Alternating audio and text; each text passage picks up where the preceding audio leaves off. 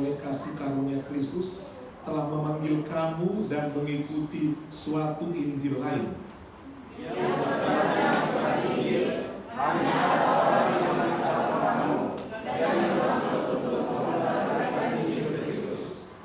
Tetapi sekalipun kami atau seorang malaikat dari sorga yang memberitakan kepada kamu suatu Injil yang berbeda dengan Injil yang telah kami beritakan kepadamu, terkutuklah dia.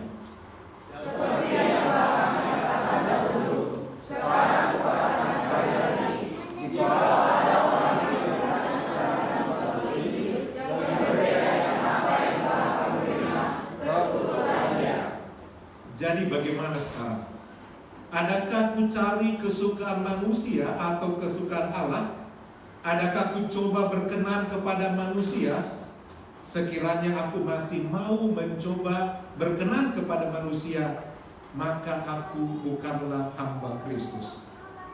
Sebab aku menyatakan kepadamu, saudara-saudaraku, bahwa Injil yang kuberitakan itu bukanlah Injil manusia. Puji Tuhan, silakan duduk. Yang berbahagia adalah orang-orang yang mau mendengar firman Tuhan dan yang melakukannya.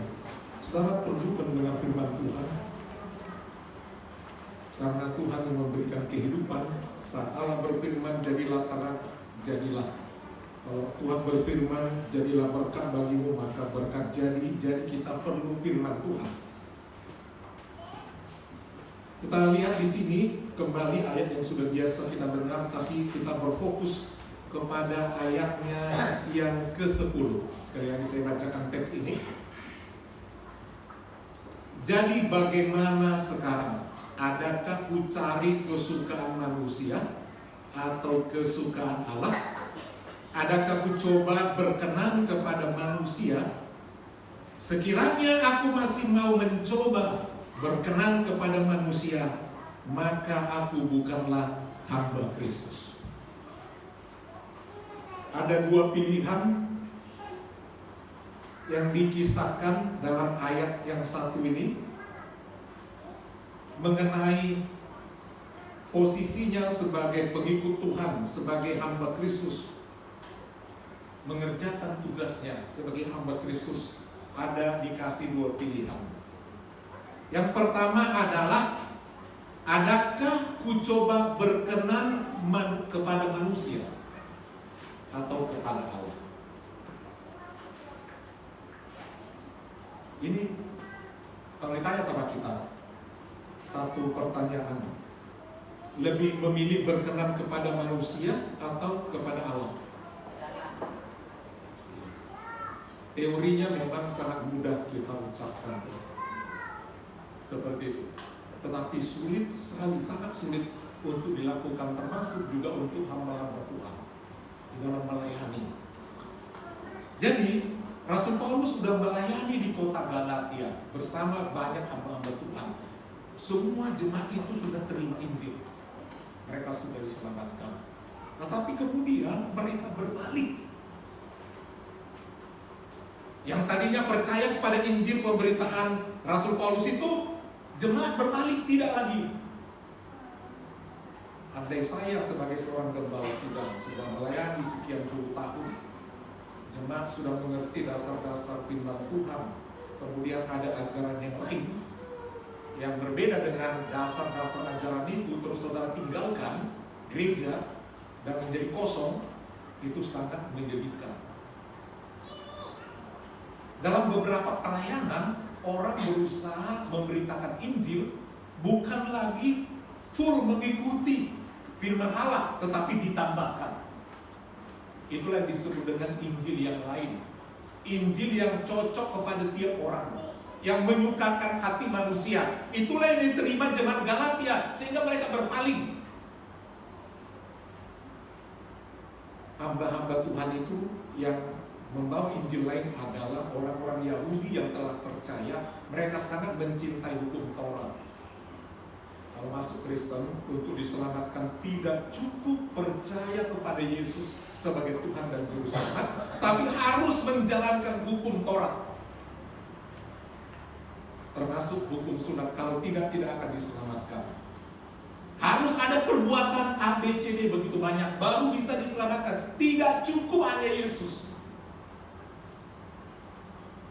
Dan jemaat senang dengan itu.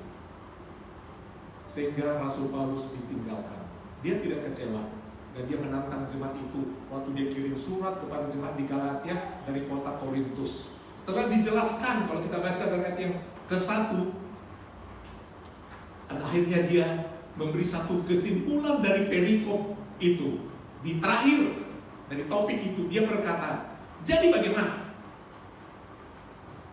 Dia membuat satu pertanyaan kepada jemaat yang sudah mundur. Jadi bagaimana sekarang? Adakah aku cari, aku Paulus hamba Kristus?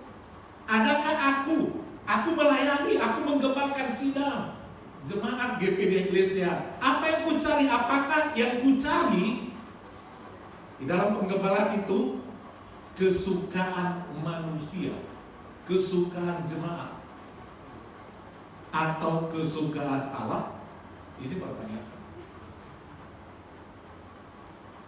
Kemudian dicoba lagi, adakah ku coba berkenan kepada manusia? Dia mencoba menyesuaikan diri. Oh, ini orangnya begini, aku coba mengikuti gaya dia.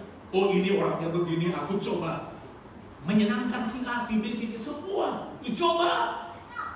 Kompromi sedemikian rupa, yang penting mereka datang mau mendengarkan Injil yang sudah ditambahkan dengan yang lain, yang cocok dengan mereka. Adakah ku coba berkenan kepada manusia? Selanjutnya dia berkata, sekiranya aku masih mau sebagai hamba Kristus yang sudah ditinggalkan semua hidupnya yang lama sebagai anggota ahli Taurat. Dia tadinya ahli Taurat, Tuhan tangkap. Dia tadinya pengadai jemaat, Tuhan tangkap. Itu Rasul Paulus. Andai kembali dan mencoba, sekiranya aku masih mau mencoba berkenan kepada manusia. Mencoba berkenan kepada manusia. Masih mencoba saja berkenan kepada manusia, maka aku bukanlah hamba Kristus. Ya? Masih mau mencoba berkenan kepada manusia, bukan hamba Kristus. Manusia tidak menjanjikan keselamatan dan kebahagiaan di dunia ini. Sepintar-pintarnya kita berkenan mencoba menyenangkan hati semua orang, tetapi melukai hati Tuhan, berapa lama kita bisa berkenan, bisa menyenangkan hati orang? Kita pasti ada kekurangan, dan nanti di hal yang lain kita tidak akan diterima juga. Tetapi kalau kita berkenan kepada Tuhan, kasih-Nya yang tidak terbatas akan selalu menolong kita di segala situasi. Jadi Rasul Paulus mau mengingatkan bahwa hamba yang kalian ikuti itu bukan hamba Tuhan. Tapi kalau aku hambanya Kristus, aku mencoba terus berkenan kepada Dia yang telah menyelamatkan aku, sekalipun kalian tidak menerima aku tetap akan mengikut Dia. Dia mau menjelaskan kepada jemaat, perhatikan mana hamba Tuhan yang asli, mana hamba Tuhan yang palsu, ya, mana yang hidup berkenan kepada Allah, mana yang tidak berkenan kepada Allah. Kita tidak tahu siapa di antara kita yang dalam pandangan Tuhan berkenan kepada Allah. Artinya kita selalu mengutamakan Tuhan, atau kita berkenan kepada manusia, selalu mengikuti apa kata daging, apa kata manusia, apa kata orang. Itu mau diingatkan supaya berhati-hati memilih berkenan kepada manusia atau berkenan kepada Allah. Berkenan kepada manusia ditolak oleh Allah, berkenan kepada Allah belum tentu berkenan kepada manusia. Berkenan kepada manusia pasti tidak berkenan kepada Allah. Itu satu pilihan. Mari kita melihat saudara, mana yang asli, mana yang tidak. Allah mau kita benar-benar sungguh-sungguh menjadi pengikut Dia, tidak ada yang abu-abu. Saudara pernah mendapatkan uang palsu? Pernah megang uang palsu? Mirip sekali, bukan mainan ya, bukan uang mainan. Karena ada uang mainan dicetak untuk peraga saja. Ini memang benar-benar uang palsu. Uang palsu dicoba untuk bisa dipakai.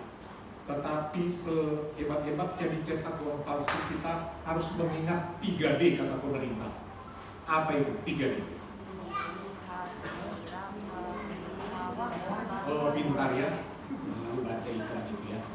Dilihat, lihat dulu. Kemudian diraba, licin atau kasar kan begitu ya. Itu terasa gesekannya di kulit kita. Kemudian di terawang ada tandanya di situ. Asli dan putih, ada garisnya.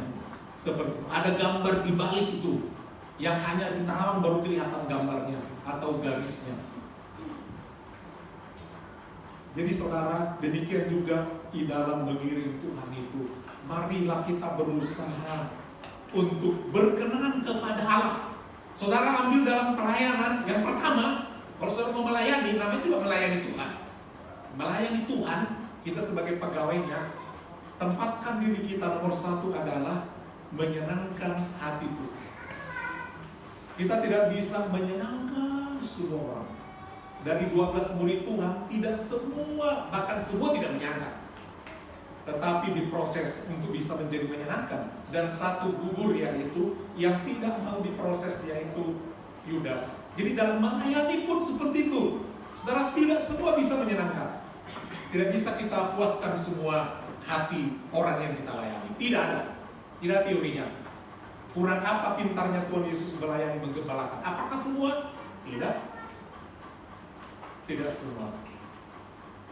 Dalam hidup ini kita selalu dikasih dua pilihan. Apakah kita lebih memilih cara Tuhan, jalan Tuhan, atau jalan daging, atau jalan manusia? Itu pilihan. Sama kita pilih mana? Mau melayani Tuhan, atau melayani diri kita, atau melayani kehendak yang lain? Itu adalah pilihan.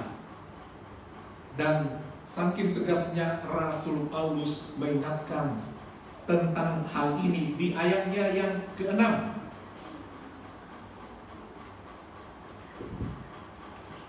Di situ dikatakan ada orang yang memutarbalikkan Injil, mengikuti Injil yang lain, Injil yang berbeda. Apa itu Injil yang lain? Ditegaskan juga itu sebagai Injil manusia, bukan Injil daripada Tuhan. Artinya Injil itu ditambahkan lagi. Sudah bagus Injil yang diberitakan oleh Rasul Paulus, yaitu keselamatan oleh iman kepada Tuhan Yesus. Tapi tidak cukup ditambahkan, mesti mengikuti seluruh hukum Taurat.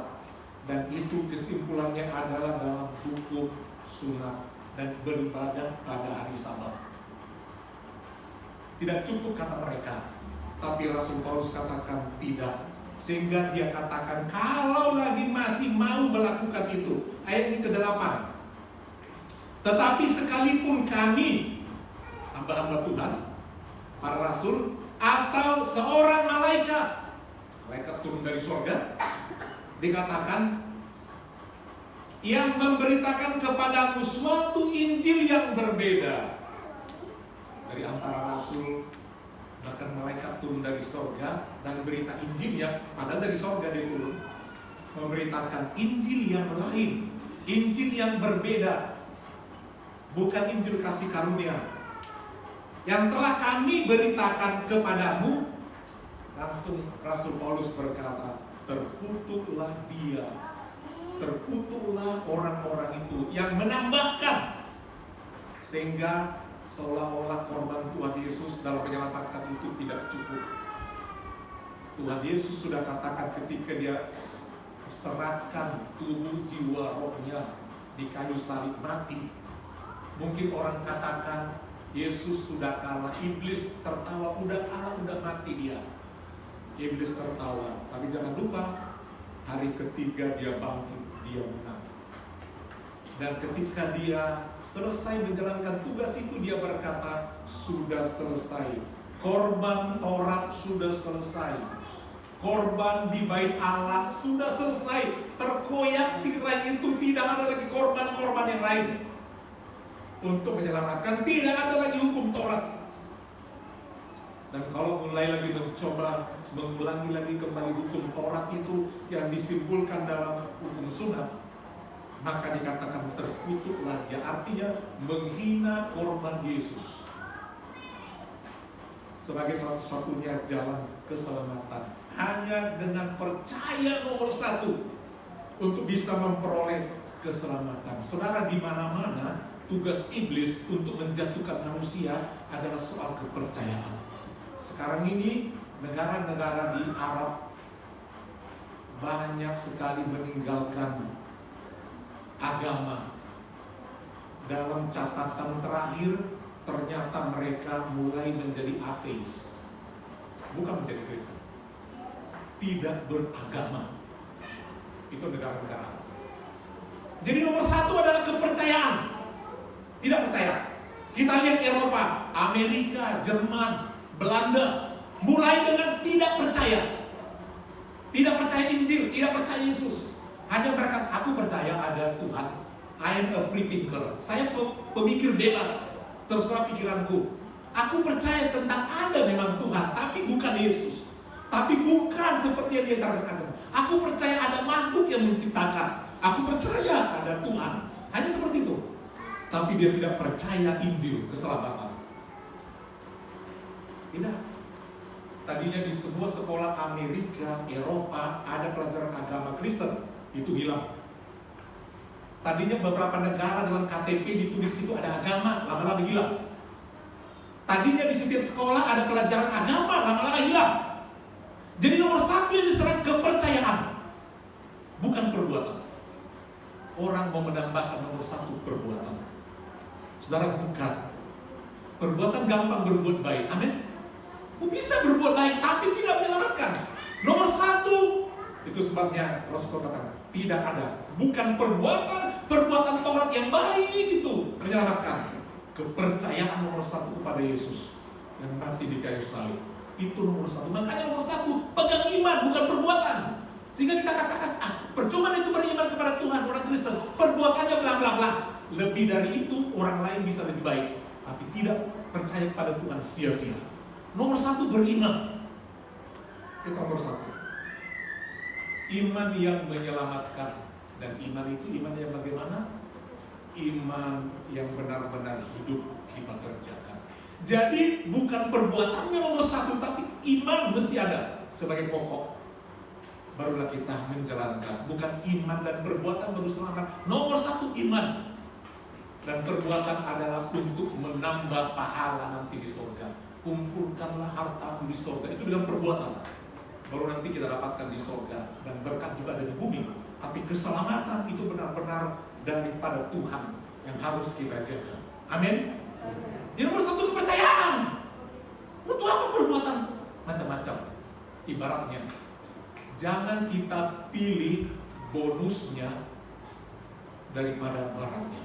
Ada orang beli motor, dapat apa? Beli motor baru. Umumnya dapat apa? Apa? Helm. Itu pasti. Kemudian yang kedua dapat apa biasanya? Jaket. Ada orang beli motor karena tertarik helmnya dan jaketnya. Ya. Jadi dia nggak masalahkan dengan motor itu. Sekarang ini orang lebih banyak mencari bonusnya daripada yang utamanya. Seperti tadi, keselamatannya yang iman dia nggak peduli. Yang penting tambah-tambahannya ini indah, bunga-bunganya ini indah. Saudara, hati-hati. Nomor satu, kepercayaan. Dari kepercayaan itulah kita mengenal Tuhan. Amin. Karena kita percayalah, kita pelajari firman-Nya. Oh, percaya, ini ajarannya. Percaya, kan begitu. Jadi percaya dulu, dari kepercayaan itu diberikan pengajaran. Oh, saya harus begini karena saya sudah percaya. Tidak boleh ini, saya tidak lakukan. Kepercayaan itu nomor satu. Baru kita membuka firman Tuhan. Untuk apa banyak aturan kita nggak percaya?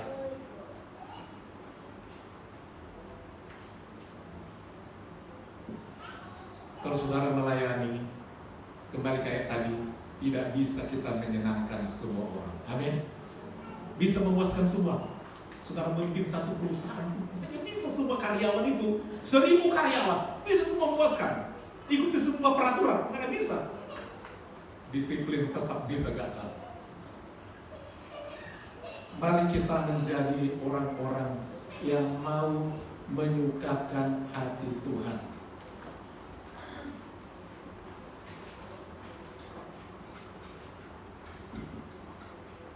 2 Korintus pasal 5. 2 Korintus pasal 5.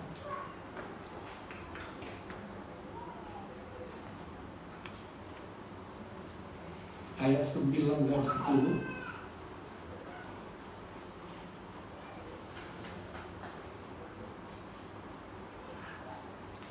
Saya bacakan ayat itu. Sebab itu juga kami berusaha, baik kami diam di dalam tubuh ini, kita punya tubuh. Jika kami berusaha, baik kami diam di dalam tubuh ini maupun kami diam di luarnya, di luar tubuh ini, supaya kami berkenan kepadanya. Sebab kita semua harus menghadap tahta pengadilan Kristus, supaya setiap orang memperoleh apa yang patut diterimanya sesuai dengan yang dilakukannya dalam hidupnya ini, baik ataupun jahat. Kita berusaha berkenan kepada Allah, bukan lagi soal kepercayaan, tapi soal bagaimana kita berkenan setelah kita percaya. Kita akan menghadap tahta pengadilan, dan apa yang kita dapat nanti di surga setelah kita mendapatkan keselamatan itu, kita sudah masuk ke dalam lingkaran keselamatan itu. Di satu kota yang sangat luas, di situ ada tempatnya. Tempatnya tergantung daripada kita, apa kita di tempat yang layak atau kurang layak, tempat yang berharga, bernilai, tergantung daripada perbuatan kita. Situ kita mendapat upah. Disitulah dihitung apa yang sudah kita kumpulkan di surga melalui kehidupan pelayanan di bumi. Kita dapatkan baik maupun jahat. Ya kalau baik, ya sesuai dengan kebaikan itu. Jadi ada kelas-kelasnya sesuai dengan perbuatan kita. Perbuatan hal-hal yang baik, nilainya berapa? Oh ini, nilainya ini seperti perak, nilainya yang dibuatnya ini seperti kayu. Oh nilainya ini seperti, semua ada nilainya. Demikian juga hal-hal yang jahat itu menentukan, memang kita selamat. Saudara pernah melakukan hal yang jahat? Pernah? Pastilah pernah, Bapak Gembala juga pernah. Lagi sebelum kenal Tuhan. Semua itu ada dampaknya di surga. Itu sebabnya tempat di surga itu berbeda setiap orang sesuai dengan perbuatannya. Sesuai dengan perbuatannya, baik maupun jahat. Tetapi bukan lagi cerita tentang keselamatan. Keselamatan diberikan, tetapi menentukan di mana kita nanti. Di Indonesia ini sangat luas, amin. Kalau saudara tinggal di Papua, saudara tahu berkat Papua ya begitu. Kalau saudara tinggal di kota yang lain, di desa, kalau saudara tinggal di pulau-pulau pedalaman, ya seperti itu. Kalau saudara tinggal di antara suku-suku anak dalam, ya seperti itu. Artinya semua Indonesia, tapi di mana kita tinggal? Kita semua bisa masuk surga, tapi di mana kita tinggal di surga itu? Sama dengan Indonesia Raya yang sangat luas ini. Ya, apakah kita di pedalaman tinggal di kampung sana yang mungkin sulit air? Semua tinggal di Indonesia, tapi beda-beda tempatnya, beda-beda berkatnya. Di surga juga begitu, yang sangat luas itu bisa diterima setiap orang yang percaya. Itulah sebabnya penjahat itu diselamatkan karena banyak perbuatan jahatnya. Dia hanya bilang setelah dia bertobat di salib itu, ya Yesus, ingatlah akan aku jika engkau nanti sampai. Ya, kalau engkau datang, ingatkan aku. Tuhan Yesus katakan, dia percaya. Hari ini juga engkau bersama dengan aku di firman, langsung selamat. Hanya percaya, kelakuan kurang ajar. Dan di manakah tempatnya di sana? Sesuai dengan perbuatannya yang banyak jahat. Enggak mungkin di tempat-tempat yang indah. Sama dengan Indonesia ini, ada tempat-tempat tertentu masih Indonesia begitu kering dan menggersangkan. Jadi perbuatan menentukan di mana nanti ke tempat kita di seberang sana. Kembali ke intinya saudara, Rasul Paulus dia terus berusaha mencoba menyenangkan hati Tuhan. Artinya dia tidak kecewa. Demikian juga kita dalam melayani, jangan kecewa. Nggak semua bisa kita senangkan, nggak bisa.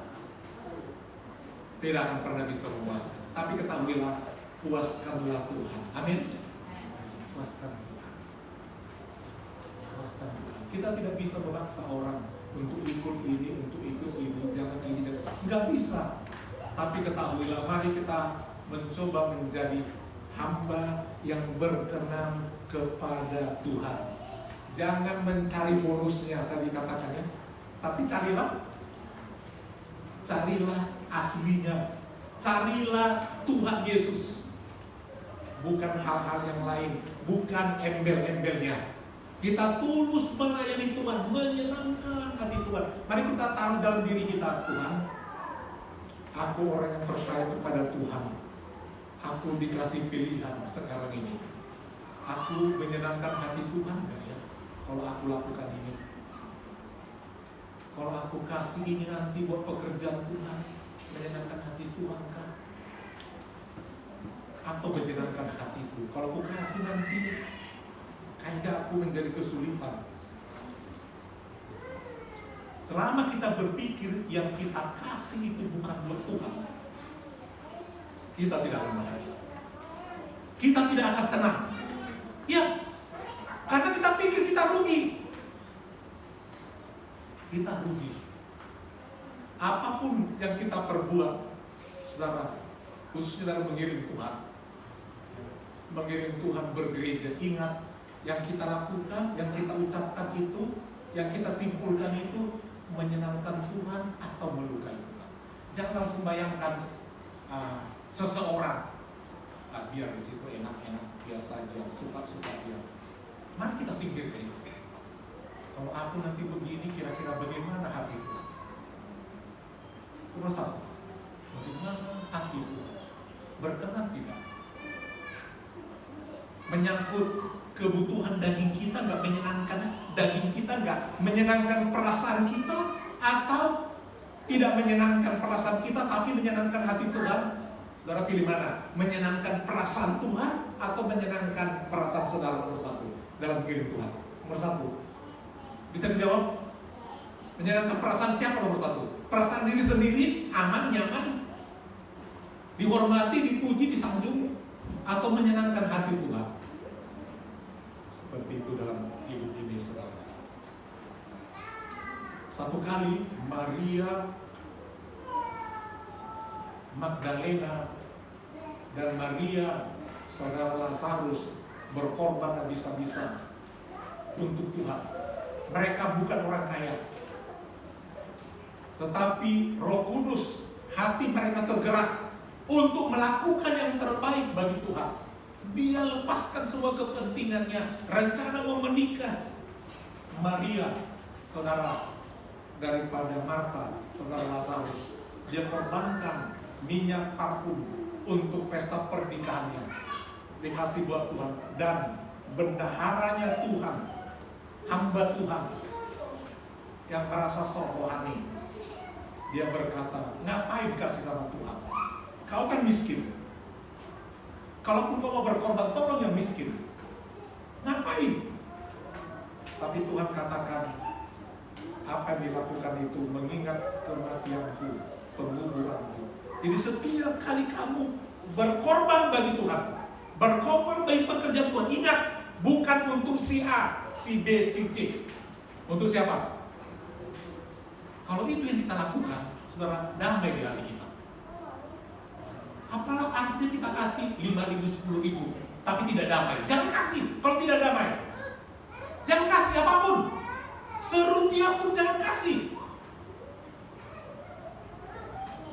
Tuhan Yesus katakan, kalau orang, ngapain kamu kasih? Om itu berkatnya luar biasa, ngapain kasih buat itu? Ada ini. Tuhan Yesus katakan, biarkan. Mari kita melayani Tuhan dari hati nurani. Amin. Jangan lihat orang dari hati. Kalau memang gak ikhlas, jangan. Gak mau ikut kegiatan, jangan. Kalau memang gak ikhlas, Tuhan melihat hati. Ikhlas. Udah jelas tidak semua bisa kita senangkan, tapi ketahuilah, pastikan saudara ke gereja menyenangkan hati Tuhan. Amin. Nomor satu menyenangkan hati. Karena kita ikuti. Kita tidak mengikuti seseorang dalam bergereja ini. Kita mengikuti Tuhan. Itu nomor satu, saudara. Menyenangkan hati Tuhan. Satu kali Tuhan Yesus duduk di gereja dalam ibadah itu, ada murid-muridnya. Datang orang, ya saat setiap ibadah pasti ada persembahan kolektor. Maju lagi persembahan ke depan. Maju, ada peti persembahan biasa. Datang orang, kasih uangnya. Zaman dulu uang itu, saudara, ada mata uang dari emas, dari perak. Dari bunyinya bisa tahu ini emas atau perak. Dari bunyinya itu dijatuh, bisa kelihatan. Datanglah seorang janda miskin. Janda miskin lagi, bukan janda kaya cantik, bukan. Janda miskin. Bawa uang, namanya janda. Langsung saudara bisa lihat, tidak ada suami, tidak ada pekerjaan, teratur gaji tidak ada, tanggungan masih ada. Ya, kalau dia sudah tua, gak kuat lagi tenaganya mencari. Nah, kalau dia ditinggalkan suaminya, mungkin dia pagi-pagi harus kutip bawang ke pasar jodoh. Ya kutip sayur, mungkin. Apa saja yang bisa dikerjakan, dia sortir sayur-sayur, tomat atau bawang untuk dijual. Apa saja, mungkin dia pagi-pagi jualan second untuk mendapatkan sesuatu bagi anaknya di rumah. Dia tetap datang ke gereja sama dengan orang-orang lain. Tentu pakaiannya tidak seindah yang lain, tidak wangi, mungkin hanya sandal jepit. Dia datang dan ke depan dia ngasih persembahan. Semua mata melotot. Karena ke gereja memang orang bisa menampakkan dirinya lebih hebat. Tidak salah sih. Karena satu udah gelap di satu channel dikatakan demikian. Jadi dia pergilah ke gereja, ini hanya lawak. Dipakai semuanya. Pakai semuanya. Oleh seorang itu, langsung suaminya bilang begini, "Mama mau mana?" "Ke gereja lah." "Kayak mau jualan." "Apa rupanya?" "Iya, penuh di tanganmu, ini di lehermu banyak." "Kayak mau jualan, mau sederhana saja, pakai satu kek, jangan semua." "Jadi kemana lagi Pak mau pakai ini? Semua kan rezeki dari kau ini semua. Kemana mau pakai?" "Boleh kau pakai, tapi jangan lagi gereja. Kita kan mau ibadah ke pesta kan, ke kumpulan apa kan. Tapi kalau ke rumah Tuhan itu janganlah." Udah itu selesai video itu. Tapi itu menjadi pertanyaan. Orang bisa memamerkan semua, tapi yang Tuhan mau lihat adalah hati kita yang terdalam. Apakah kita sungguh-sungguh datang untuk menyenangkan hati Tuhan, atau menyenangkan manusia, atau untuk diperhatikan orang? Kan kita kebaktian untuk dipuji orang. Wah, dia pakai ini yang selalu ganti-ganti. Ada perbedaan laki-laki dengan perempuan soal memperhatikan orang. Kalau kita di keramaian, secara umum ini cerita umum. Kalau laki-laki beberapa berdiri begini, orang dewasa lewat laki-laki, biasa saja perhatikan. Lewat cewek cantik, seksi, pasti semua dilihat. Si pria, begitu, ya kan? Kalau wanita dewasa lewat laki-laki diperhatikan kali, sama umum tidak. Lewat wanita, apa yang diperhatikannya? Semua itu perhatikannya. Bagaimana bajunya? Itu bedanya perempuan dan laki-laki ya. Kalau kita lewat orang laki-laki, enggak kita perhatikan itu ujung rambut sampai kepala. Usia pakai enggak, biasa aja. Kecuali cewek seksi memang. Orang dewasa itu, ini kan umum tadi ceritanya kan, agak diperhatikan. Tapi kalau perempuan, dia enggak gitu perhatikan laki-laki itu bagaimana jalannya, enggak begitu. Yang diperhatikan perempuan. Kenapa? Makanya antiknya, aslinya itu. Itulah perempuan. Yang harga berapa kebayanya itu? Semua dinilai. Itulah dunia. kita datang untuk menyenangkan hati Tuhan. Amin. Bukan untuk menyenangkan orang. Menyenangkan hati Tuhan. Jadi saudara, marilah kita, saudara, dari hati kita. Memang tidak semua bisa cocok sama hati kita, tapi mari kita berusaha cocok dengan hati Tuhan. Amin. Seperti itu. Siapa kita? Baik kita berdiri sebagai pelayan Tuhan. Aduh Tuhan, nggak bisa diterima. Jangan sakit hati. Tanamkan di hati Tuhan. Aku mau datang menyenangkan hati Tuhan. Amin. Ketika kita juga sebagai anggota begitu, aduh Tuhan, aku tak mampu nih. Tapi Tuhan, aku mau menyenangkan hati Tuhan. Aku mau ikut ini juga lah Tuhan. Amin. Seperti itu. Bergereja bukan seperti perusahaan saudara. Kalau kau begini akan begini, kau tidak begini akan begini. Enggak seperti itu. Itu sebenarnya tadi orang yang miskin tadi, janda itu bawa persembahannya, apa Tuhan bilang? Langsung diginikan sama murid-murid. Kamu tengok, yang datang itu. Tadi kan orang kaya. Wah, dikasihnya banyak gak kira-kira? Banyak persembahannya itu Tuhan. Dari bunyi di dekat itu belum ada uang kertas. Wah, banyak itu persembahannya. Persepuluhannya berapa itu, pekerjaannya ini. Sepersepuluhnya udah sekian. Itu jangan miskin, ada yang memperhatikan. Itu tadi, kalau datang bawa persembahan itu maju ke depan, pakai jas keren, ya, emas, tergantung mungkin, bikin juga yang kaya. Kita pikir yang dikasih udah banyak. Datang lagi yang miskin pakai sandal jepit, ibu-ibu udah tua, tak ada parfum, pokoknya jelek, dibawa. Tuhan bilang, kau tengok itu siapa yang diterima? Janda itu. Karena apa? Dia memberi dari kesusahannya, dari kekurangannya. Saudara merasa susah kasih sesuatu buat gereja, buat iuran pemuda, iuran kaum wanita, belum ada lu iuran kaum pria. Kami dalam organisasi bergereja banyak kali iuran, banyak. Kalau lebih dipikir di Batam 2, hamba tiap bulan di luar persepuluhan ya, harus kasih minimal 30.000 untuk menolong hamba Tuhan. Itu ada kasihnya 30.000. Sekian kali nggak kasih, nanti dia kalau ada sakit bikin status di WA-nya sakit, gak dapat bantuan, kejam juga. Seperti itu. Nanti di kaum wanitanya, ibu-ibu ada lagi iurannya. Dan lagi di sekolah minggu ada guru-guru sekolah minggu diminta. Bapak Gembala masih perasaan gak berani minta. Ada juga seminar 3 hari bayar 400 untuk tanggal sekian. Kalau lewat tanggal sekian menjadi 800. Lewat sekian gak bayar. Guru-guru sekolah minggu dari mana? Gak berani Bapak Gembala beritakan itu. Guru-guru sekolah minggu ada begini-begini. Sekian hari di hotel ada pelatihan seminar. Gak berani. Begitu juga pemuda remaja ada kegiatannya. Kaum pria juga begitu. Kemarin kita dapatkan undangan itu. Pak Gembala dia disampaikan sama pengurus dari sini.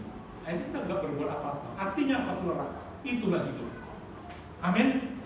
Itu hidup. Saudara jualan di pasar, ada nggak retribusi? Ada nggak? Ada retribusi, sampah lah, apalah. Oh ini lapaknya agak besar sekian. Pasar sektor itu kaget. Ada itu berapa petak dia? Wah ada itu suratnya. Emangnya gratis. Saudara masuk ke mall, semua gratis. Masuk ke toilet, gratis. Masuk surga yang gratis. Memang, tapi telah dibayar oleh Tuhan Yesus, oleh darah yang mahal. Jadi gratis, enggak gratis juga, cuma dua-duaan dibayar. Tinggal kita beriman. Jadi saudara yang kekasih, mari kita menyenangkan hati Tuhan. Amin. Berusaha, jangan cepat gusar. Jangan cepat gusar. Ya, kalau pas lagi nggak cocok kita diam saja dulu. Tenangkan hati. Seperti itu, sabar jangan cepat. Karena yang kita layani Tuhan tidak kelihatan dia, tapi kasihnya ada sama kita. Amin. Bukan karena perbuatan kita dia mengasihi kita, dia masih mengasihi saudara dan dia tetap mengasihi saudara. Mau setia mau enggak tetap. Tapi berkat itu akan bertambah kalau saudara lebih mengasihi dia. Amin. Yakinlah, tidak sia-sia, semuanya ada upahnya. Tenangkan hati ketika ada kegusaran. Allah Roh Kudus, tolong saya, tolong hati saya. Aku cinta Tuhan. Kebaikan Tuhan itu luar biasa. Mari kita berusaha berbuat baik, bukan lagi untuk keselamatan, bukan lagi untuk menghormati seseorang, tapi cinta sama Tuhan. Kita panjang berdiri sekarang. Tuhanku mau menyenangkanmu.